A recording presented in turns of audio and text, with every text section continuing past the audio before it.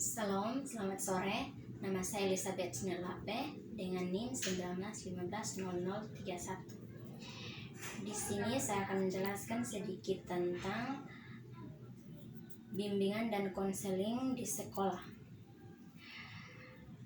Yang pertama, menjelaskan hakikat bimbingan dan konseling. Bimbingan dan konseling merupakan terjemahan dari kata-kata yang berasal dari bahasa Inggris, yaitu guidance dan counseling. Gui dan seber artinya pimpinan, bimbingan, pedoman, atau petunjuk. Sedangkan konseling berarti pemberian nasihat,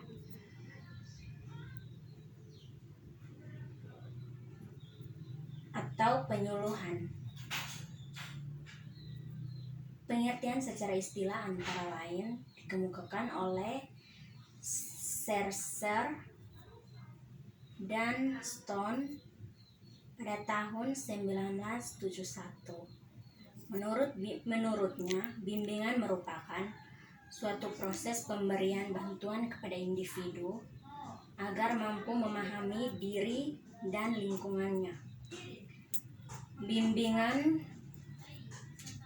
pada umumnya dipahami sebagai upaya memberikan arahan, panduan, nasihat, dan biasanya mengandung nilai-nilai yang bersifat menuntun ke arah yang baik.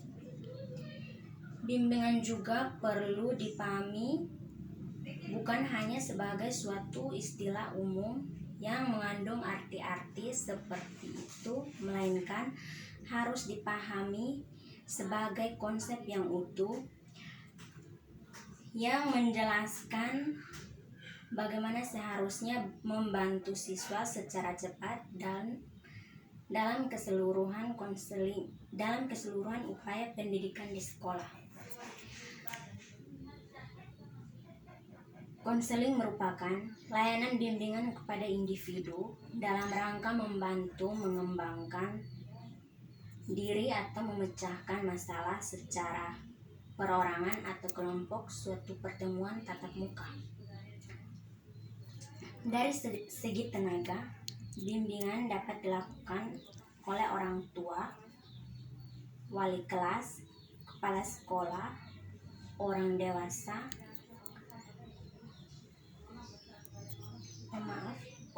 lainnya.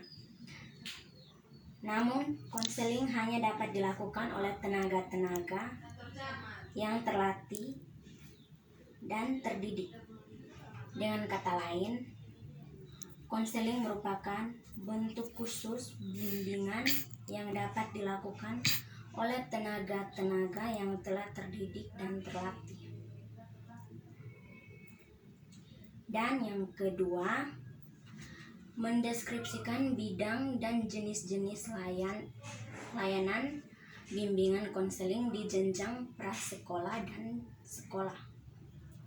Program layanan bimbingan konseling tidak dapat berjalan dengan efektif apabila tidak didukung dengan profesionalisme guru BK tersebut dalam melayani kliennya, dengan terprogram secara efektif apabila kurang atau tidak didukung faktor lain, misalnya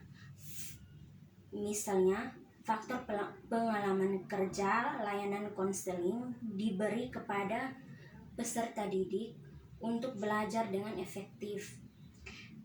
Efektivitas konseling dapat tercapai bila seorang konselor atau guru pembimbing melaksanakan pola 17. Butir-butir pokok pola 17 adalah sebagai berikut. A. Yang pertama, bidang garapan ditinjau dari segi masalah yang dihadapi para peserta didik. Bidang garapan bimbingan di sekolah mencakup 4 bidang berikut, yaitu bimbingan pribadi, bimbingan sosial, bimbingan belajar, dan bimbingan karir. Dan yang kedua, jenis layanan kegiatan.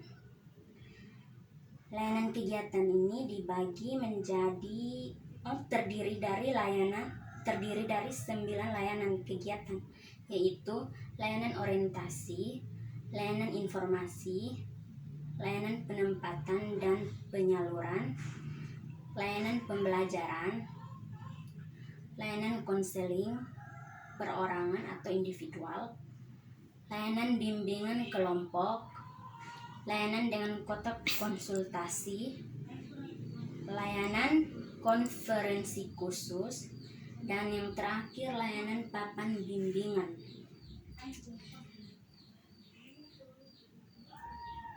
Dan yang ketiga, peran guru dalam bimbingan dan konseling atau BK. Peran guru dalam bimbingan konseling meliputi peran guru kelas atau mata pelajaran, di mana tugas dan tanggung jawab utama guru adalah melaksanakan kegiatan pembelajaran siswa. Dengan demikian, bukan berarti dia sama sekali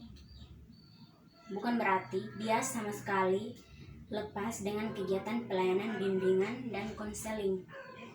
Peran dan kontribusi guru mata pelajaran tetap sangat diharapkan efisien pelayanan bimbingan dan konseling di sekolah.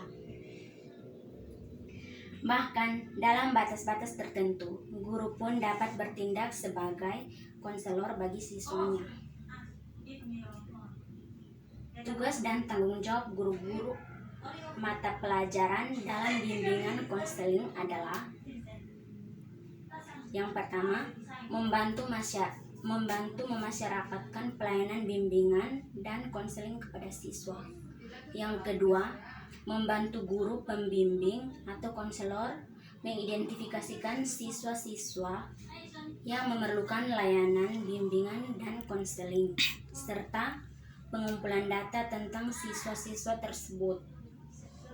Dan yang ketiga, mengalih tangankan siswa yang memerlukan pelayanan bimbingan konseling kepada guru pembimbing atau konselor. Yang keempat, menerima siswa alih tangan dari guru pembimbing atau konselor, yaitu siswa yang menuntut guru pembimbing atau konselor memerlukan pelayanan pengajar atau latihan khusus seperti pengajaran atau latihan perbaikan dan program pengayaan. Yang kelima, membantu mengembangkan suasana kelas, hubungan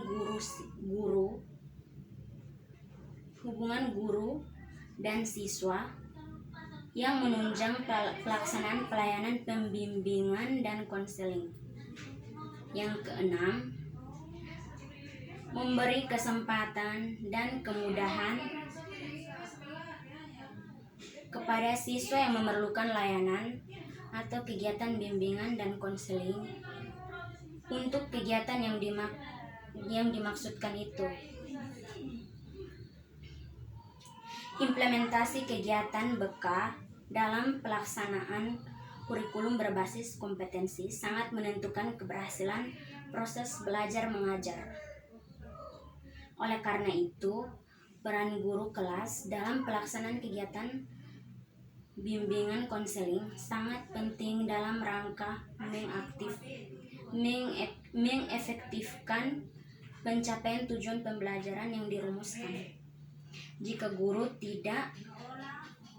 tidak memahami mekanisme dan pola penyebaran informasi yang demikian cepat, ia akan terpuruk secara profesional. Kalau hal ini terjadi, ia akan kehilangan kepercayaan baik peserta didik, orang tua, maupun masyarakat. Untuk menghadapi tantangan profesionalitas tersebut, Guru perlu berpikir secara antisipatif dan proaktif. Artinya, guru harus melakukan pembaruan ilmu dan pengetahuan yang dimiliki secara terus-menerus. Sekian dari penjelasan saya. Salam.